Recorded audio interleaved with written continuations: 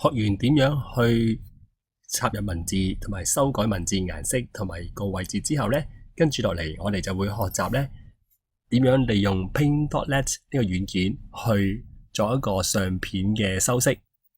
好多時我哋咧用數碼相機咧影完一幅相之後咧，都好多時可能未必得到一個理想嘅效果啦。咁我哋會利用呢個 Paint.net 咧去令到佢改到令到我哋喜歡嘅理想嘅效果嘅。咁首先我會去 Google 揾一幅相下載咗落嚟，擺喺桌面，再作去一個修改。好啦，假設我喺個 Google 裏面打 flowers， 想揾啲花朵，咁我而家就揀咗其中一幅圖畫啦。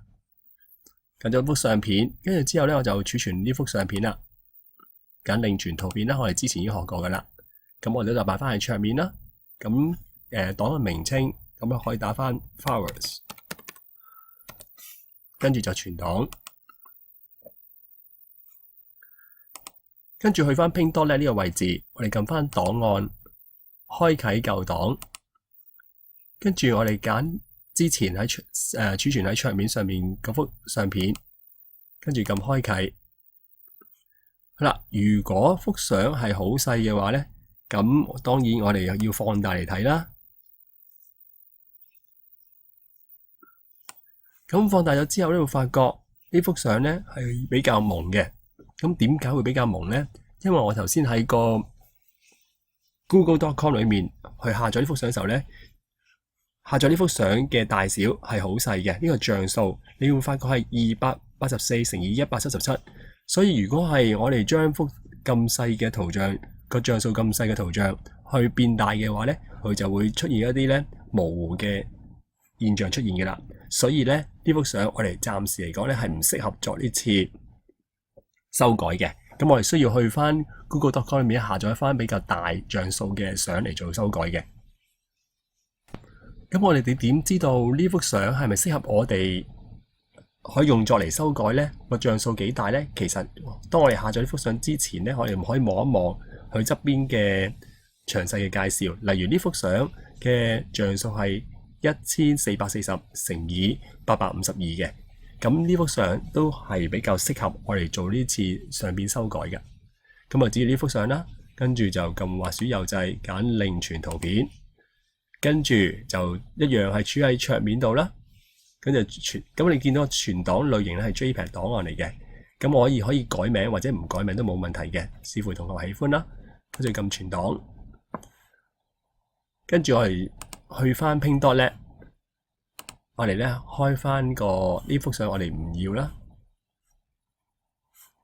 我哋揾個開啟舊檔，開翻呢幅。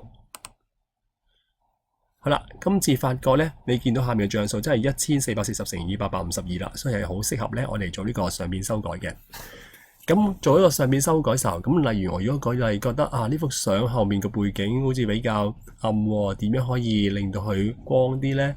咁我哋就要揀一揀上面嘅工具列裏面有個叫調整。好啦，有個叫曲線嘅第二項。你哋課文中咧都有講到呢個工具嘅，呢個叫曲線。咁呢條曲線咧係點樣用咧？係我隨意俾我哋修改嘅。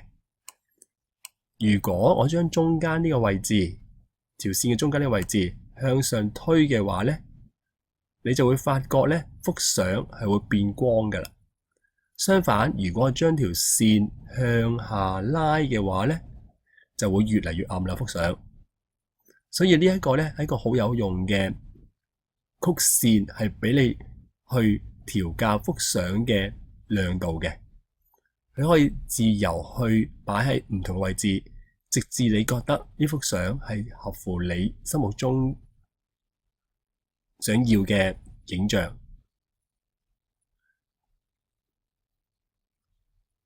好啦，假設我覺得呢個覺得唔錯啦，咁我就會撳確定。咁你見到幅相咧，後面嘅背景咧就比你之前咧已經光咗好多啦。有時都喜歡咧將幅相咧加少少特效、特別效果落去嘅。有時有啲相咧，你發覺咧平時我哋唔會影得到嘅，其實點解會有啲好靚、特別效果嘅相咧？主要利用一啲修圖軟件咧去改變幅相嘅顏色。例如我呢個 Pink Dot 裏面都可以有咁嘅功能嘅，例如喺撳調整裏面有個叫做咧色相。